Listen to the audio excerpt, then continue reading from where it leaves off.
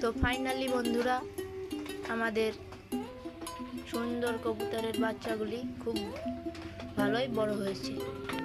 দেখুন আপনারা কেমন হয়েছে, আপনারা সবাই অবশ্যই কমেন্টে রিপ্লাই দেবেন।